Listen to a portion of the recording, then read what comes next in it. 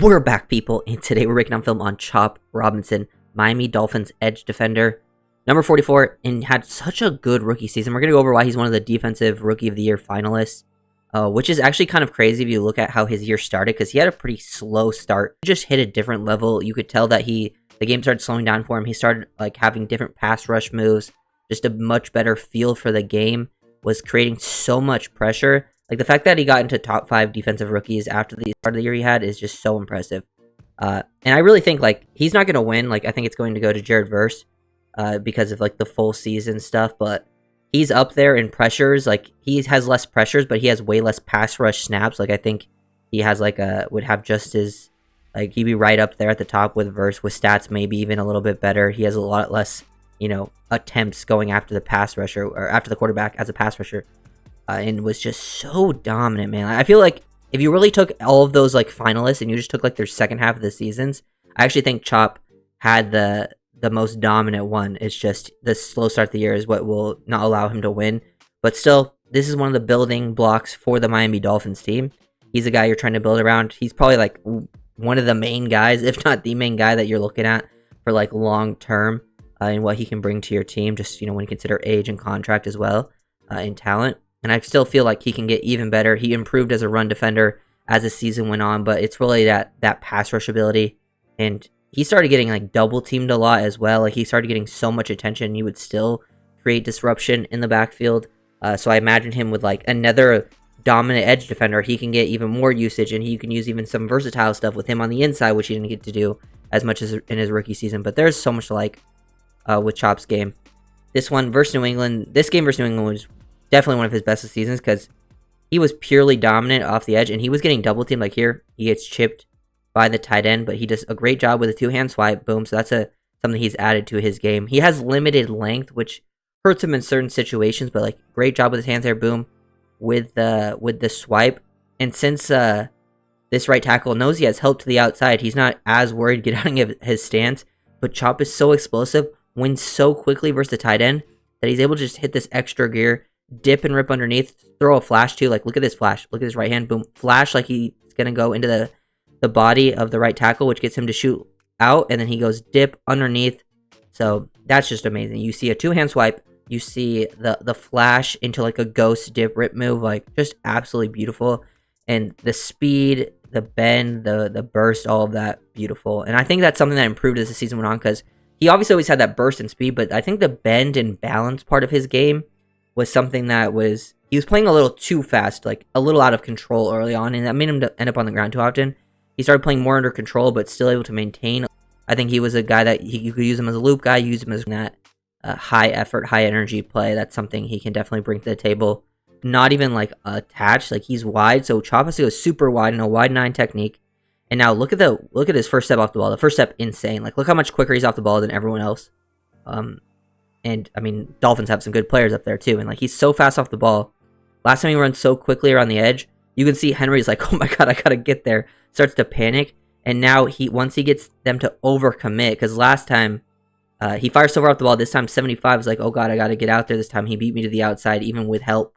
So he overcommits. Chop sets that up, and now uses a hump move, throws him out of the way, works back to the inside.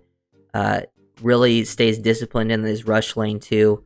Aggressive with his hands, showing some violent hand usage, which is nice to see, and just takes a really good angle to get back to the quarterback and meet Ogba there, which, if you look at this is insane, because look at Ogba. Ogba basically comes in untouched on a stunt, and he has to do a little hesitation, so it's not he gets there as quick as you possibly can, but the fact that Chop and Ogba basically get to the quarterback at the same time while Chop had to beat 2 people and Ogba came in untouched is kind of insane. That's how awesome some of his reps are. And then, here's another example of him winning on a stunt, getting the sack. It felt I think he got his first sack in the Bills game. He was starting to create pressure before that. And then once he got the sack in the Bills game, it was oh, he's I figured this thing out. And he started just getting sacks and a lot more consistent pressures. Here, he's the crash guy. He's supposed to crash down, take this guy out, and then create a loop for Calais. He's so quick on this crash that he just knifes in between the tackle and the guard, gets upfield, and bends and gets after the quarterback. Absolutely beautiful work. Those types of things. Love seeing that. Here's his first career sack. I think one thing Chop has always, speed to power has always been a big part of his game. And he's doing this versus Deion Dawkins. Like his first matchup versus Deion Dawkins, if you go back to week 2, Chop kind of got dominated in pretty much those matchups. But this one, he gave Dawkins some trouble. And Dawkins has been really good this year. And Dawkins is throwing different moves. Dawkins really good at mixing up his sets. Look at him throwing fake flashes with his hands. But Chop is so explosive that Dawkins looks like he's panicking a bit. And look at how Chop sets this up. Like Chop knows he can win around the edge and make people nervous with that. So he gives this like fire off the ball, attacks the outside half, and then gives this little stutter. And then once he's like close enough, boom, speed to power back into the quarterback, forces him off his point. And now Chop's in a great spot to where if Josh Allen escapes the inside, he can peel off and help make that tackle. If he tries to escape to the outside, he's still in a position to make a play. He's able to peel off, get his first career sack on Josh Allen versus Deion Dawkins in a 1-on-1. Very impressive. And if you look at his earlier speed to power reps that maybe weren't as clean, he wasn't setting them up like this. Like he would just run straight down the middle of the guy, and it made it so easy on offensive linemen to pick that stuff up because if they know what's coming, they're ready for it. But here he just does a much better job selling that he's going to do something else, and then once the O lineman's a little bit caught off guard, then he gets the power into him, which then creates that disruption in the pocket. So you could just tell he became more nuanced in his feel for things, and you would hear him talking about it like he learned from like Chubb and Armstead, and he was taking notes. So he's like a sponge. Just from everything we've heard about him, obviously around the ribs, we don't know exactly. But Chop, so good. Even like here, I think there's a little hesitation because Dawkins doesn't come off the ball right away. I think he's maybe not ready. But Chop kind of falls. Like he even slips. He slips. Dawkins doesn't move, but he's still so fast that he's able to get up off the ball and get to the quarterback, disrupt that play. That was like right away in that game. But just another example of him getting up the field. That first step, man. Even falling over is insane. This is when I felt like Chop started to figure it out. He didn't get sacks on Murray in this game, but you could tell he was giving Paris Johnson some problems. Like here's that speed to power. That one. This was a week before the Bills game. The clips I just showed, and you could tell he was starting to figure out the speed to power. Like attack the outside half, give a little foot fire there, and then explode hard off that outside foot and get into the chest of the tackle, and then that allows you to catch him off guard. Push. Now he creates all this space here. Now he's able to get off of him. Then he dips, rips underneath, forces Kyler Murray off his spot, and then to basically has to throw it away. That's the type of thing you want. And you could just tell way better feel for this instead of just immediately running down the middle of a guy every single time, which was his main move. Here's another example. Love this. He set up the speed to power right before this. Now he gives that boom first step hard outside, but then work back to the inside half. Look like you might go into speed to power, but you give him that little hesitation move, little stutter step, and you're able to move him off his spot, make it look like you're going to get engaged with a speed to power, but you don't, and then you work back underneath, you dip, rip, you just create all that room to the outside. He's not able to finish here, but Kyler was, avoiding every sack in that game. And you could just see him versus Dawkins. He was making Dawkins nervous, man. Like, I feel like Dawkins has to get quickly engaged, but Chop's throwing different moves. He's selling inside, like he's firing off the ball. Boom, give that jab step to the inside, get Dawkins to fall off a little bit right here. He redirects, and he doesn't get initially like engaged right away. Now he starts to push back and doesn't allow Dawkins to like really anchor until he's in the face of Josh Allen. Force a quick check down right there. Chop just winning so many reps.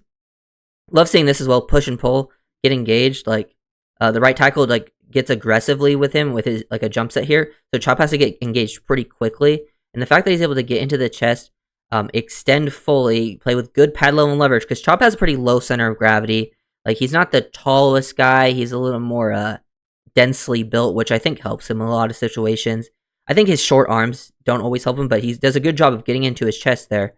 And then push, pull down, and then dip, and then rip underneath. And works through the contact. Love seeing that. You got to be able to play through contact like this and show balance, which just improved as the season went on and just wins so quickly. Another rep versus the right tackle, man. It's just over and over again.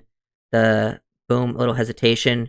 Gives a little hesitation and then jab with that inside foot, freeze the tackle, and then dip, rip, bend underneath, throw that right elbow back so you can get your hips to the quarterback.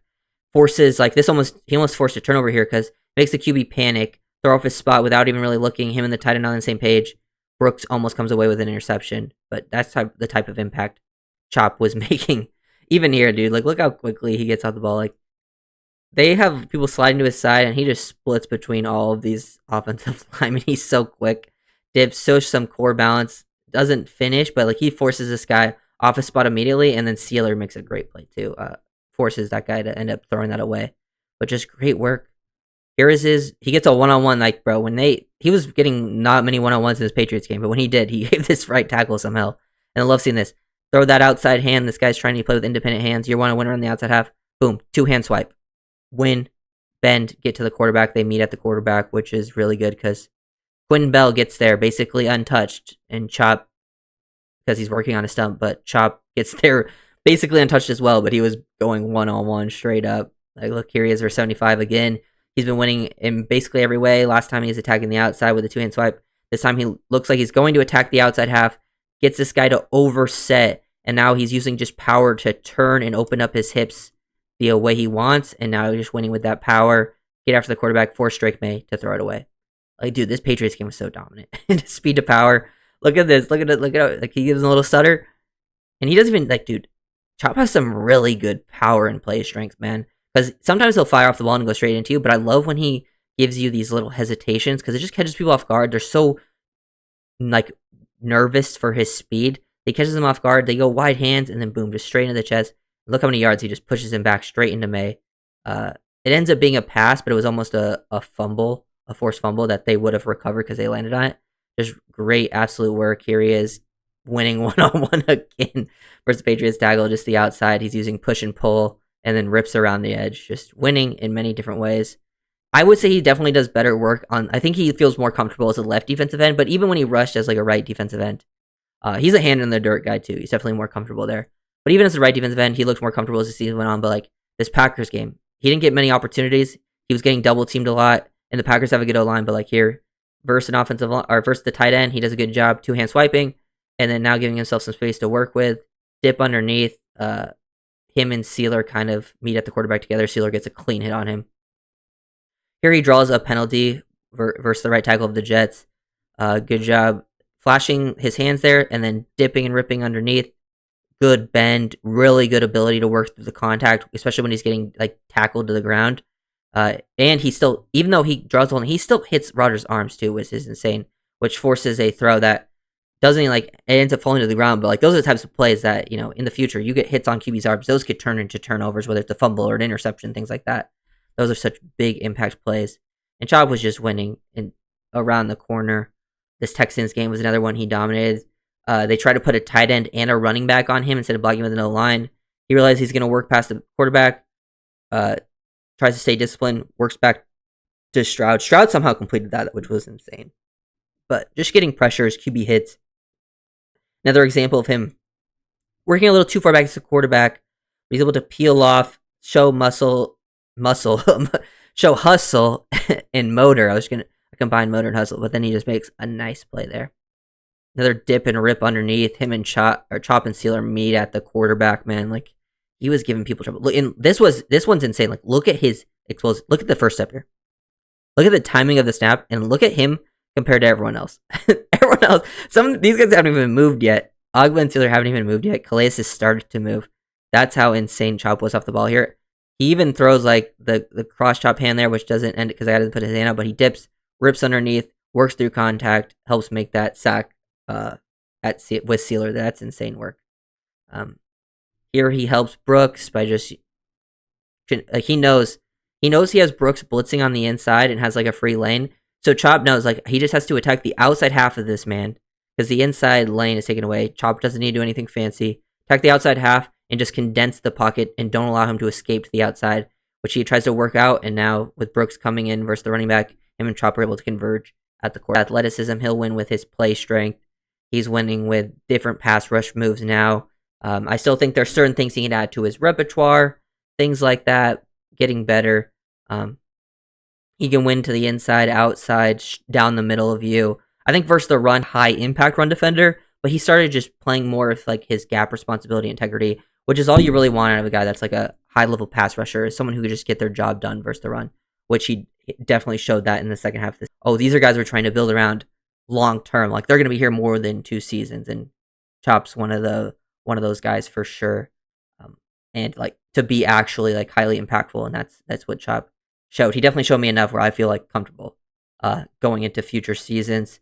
It wasn't like his stats, his pressures, his sacks were him just like kind of lucking into. Really always had the athletic traits. It just looked like he didn't quite know how to use them to his full advantage, which is a big time thing.